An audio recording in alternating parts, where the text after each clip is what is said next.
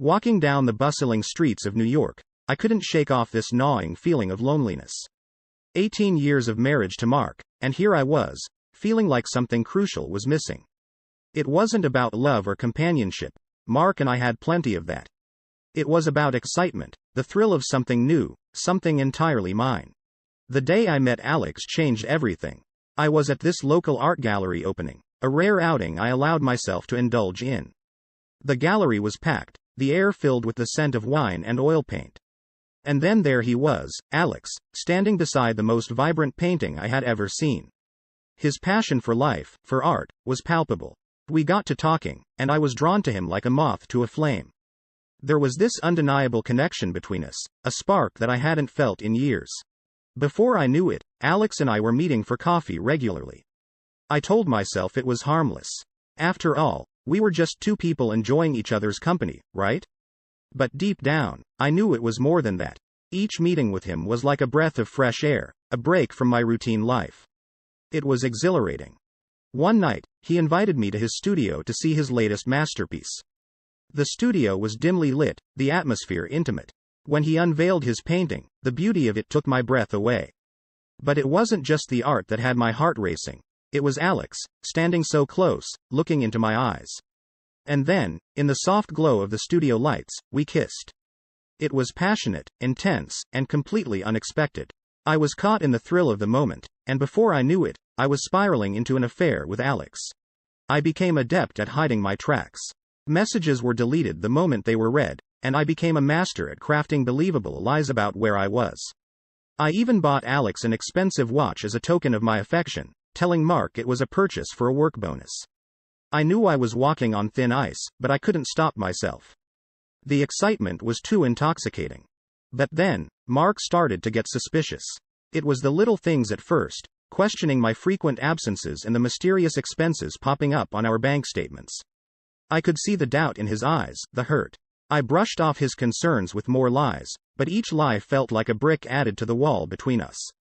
Mark's suspicions grew with each passing day, and I knew it was only a matter of time before everything came crashing down. The night Mark decided to follow me changed everything. He saw Alex and me outside that upscale restaurant, wrapped up in an embrace that left no room for doubt. I didn't know it then, but my world was about to come crashing down. The confrontation came the next day. Mark, with photos in hand that were like daggers to my heart, demanded the truth. The look in his eyes, a mix of pain and betrayal, was something I'll never forget. "How could you?" he asked, his voice barely above a whisper but loaded with devastation. I broke down. The walls I had built crumbled under the weight of my guilt and fear. I was lost, I confessed, trying to explain the unexplainable. I talked about the lost youth, the craving for excitement, anything that might make him understand. But the more I spoke, the more I realized there was no justification for what I had done. Mark didn't say much after my confession. He simply left a note on our kitchen table the following morning, stating he couldn't forgive me and that he was moving out. That note was Mark's goodbye, and it ripped me open in a way I hadn't anticipated. I was left to face the consequences of my actions, alone. With Mark gone, I turned to Alex, but things had shifted. His affection cooled, his presence became sporadic, and I soon found myself on the receiving end of the deceit I had once dished out. It didn't take long for me to uncover the truth. Alex was seeing someone else. The expensive watch I had given him, meant to be a token of our love, was now just a tool he used to charm his new interest. I confronted Alex, my emotions raw and unguarded. "How could you do this to me?"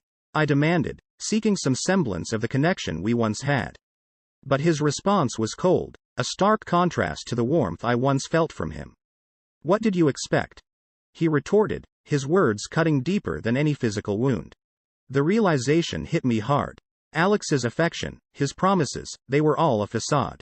I was left grappling with the fact that I had risked everything for a love that was never real. The pain of Mark's departure, now compounded by Alex's betrayal, left me in a state of profound despair. The choices I had made, driven by a fleeting desire for excitement, had led me to lose the very foundation of my life. Mark's absence was a constant ache, a reminder of the love I had forsaken for a mirage. Right after everything with Alex fell apart, I knew I had to make things right with Mark. But when I tried to reach him, to say all the things I should have said before, I hit a wall. Mark had vanished, leaving no trace behind in the city we called home for nearly 2 decades. It was like he wanted to erase every memory that tied him to me, and honestly, I couldn't blame him. Dialing mutual friends led nowhere. "Sorry, I haven't heard from him," they'd say, or, "Mark, he's gone off the grid." Their voices were tinged with a mix of pity and discomfort. Mark had changed his number, wiped his social media clean. It was a digital ghosting of epic proportions.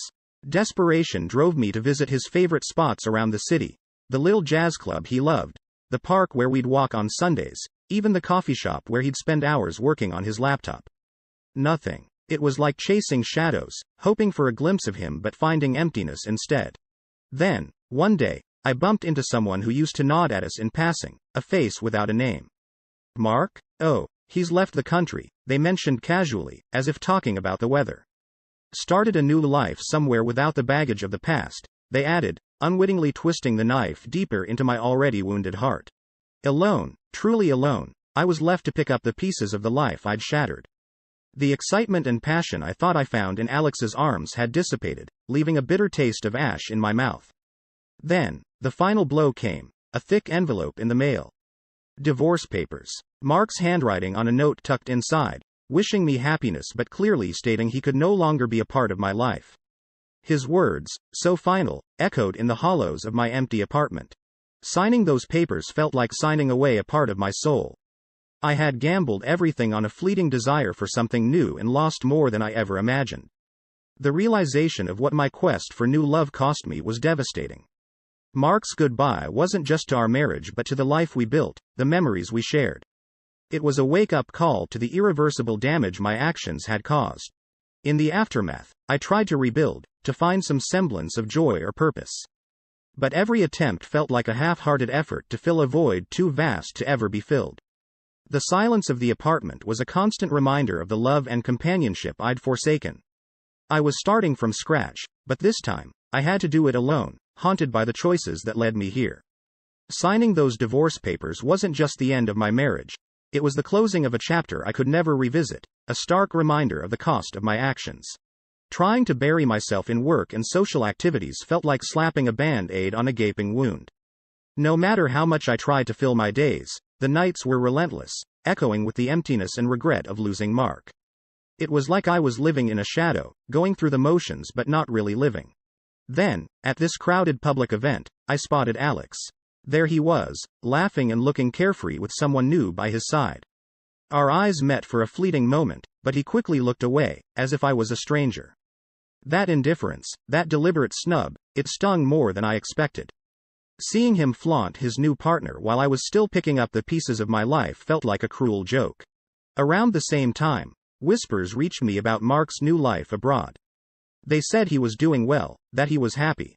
Each rumor felt like a fresh reminder of what I had lost, deepening the chasm of loneliness and isolation within me. The decision to sell our home wasn't easy. That house was more than just a place to live. It was a repository of nearly 2 decades of memories, of dreams built and shared together. But clinging to it felt like clinging to a ghost, to a past that was no longer mine. Packing up those memories was one of the hardest things I've ever done. I found an old photo of Mark and me, smiling, so deeply in love. It felt like looking at 2 strangers, a stark reminder of everything that had changed. Tears came, unbidden, as I held the photo, mourning not just the loss of our marriage but the loss of who we had been together. The day I left the house for the last time, it was eerily silent. The empty rooms echoed back my footsteps, a tangible representation of the void inside me. Standing there, in the doorway, I realized this was it, the final goodbye to the life I had known. In the months that followed, I tried to open myself up to new relationships, but it was like I was sabotaging myself before anything could even begin. Trust issues, guilt, the fear of making the same mistakes again, it all built an invisible barrier I couldn't seem to break through. That's when I decided to adopt a dog. I figured if I couldn't trust myself with people, at least I could try with an animal. The day I brought that little bundle of fur home was the first time in a long while that I felt a genuine spark of joy. It was different, of course, from the companionship of a partner, but it was a start. That dog became my shadow, offering a semblance of the unconditional love I so desperately craved, a silent witness to my attempts to rebuild from the ruins of my own making. Diving into volunteer work at a local charity, I found a way to escape the silence of my apartment, to drown out the noise in my head. It wasn't just about keeping busy, it was about trying to piece together a new version of myself, one that could look in the mirror without flinching. Then, out of the blue, an invitation to a gallery opening landed in my mailbox. It felt like a sign, a nudge to reconnect with the part of me that got lost in the chaos of my personal life. I decided to go, clinging to the hope that being surrounded by art would spark that joy in me again. At the gallery, amid the swirl of colors and the murmur of voices, I thought I heard Mark's name. My heart skipped, thinking, for a brief, irrational moment, that he might be there. But it was just someone else sharing his name. That momentary jolt was a stark reminder of how deeply he's still etched in my thoughts. Seeking solace, I signed up for art classes. There's something about channeling your emotions into something tangible, something that doesn't judge or demand explanations. With each stroke of the brush, I felt a tiny bit of peace, as if I was slowly painting over the cracks in my heart. Running into Alex was inevitable, given our shared interests. But now, our interactions were nothing but a cold exchange of pleasantries, if that. The man I once thought I knew was now just another stranger with a familiar face.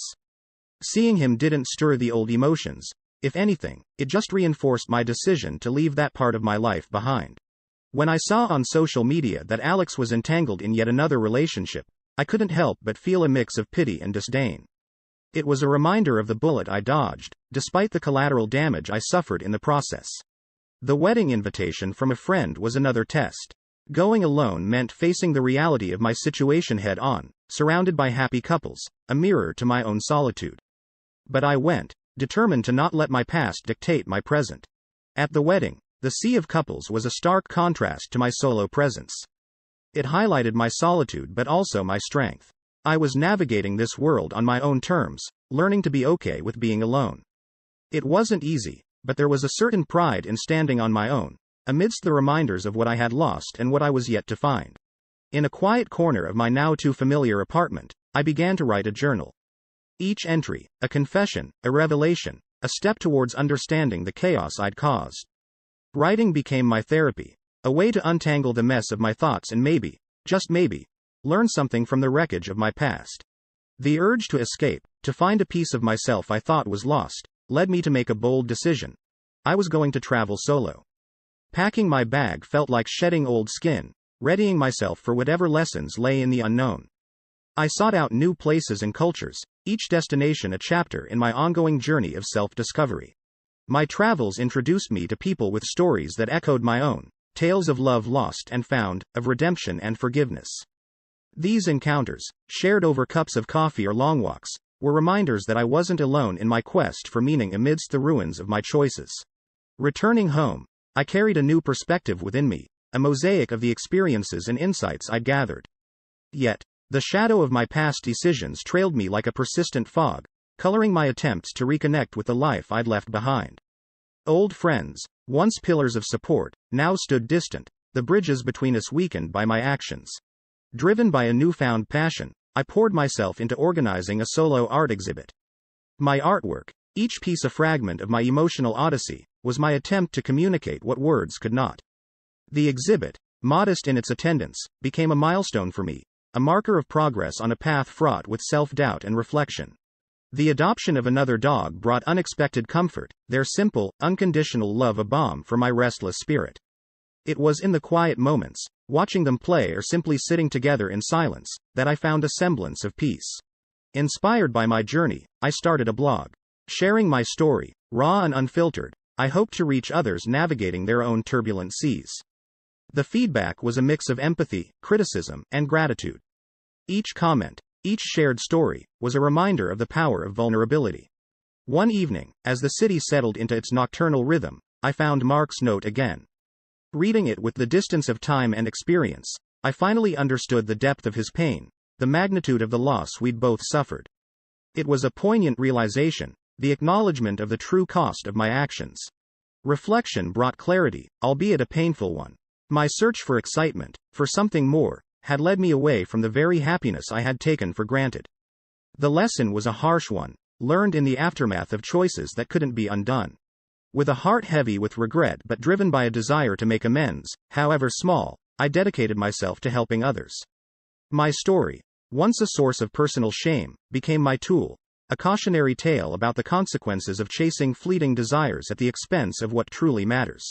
Standing alone on a bridge as the dusk turned the city into a canvas of lights and shadows, I allowed myself a moment of reflection. The journey from the person I was to who I had become was marked by loss, but also by growth. Mark's goodbye, though it once felt like the deepest of wounds, had become a catalyst for change, a painful but necessary push towards self-discovery. Looking out over the city, I understood that my quest for new love had cost me everything.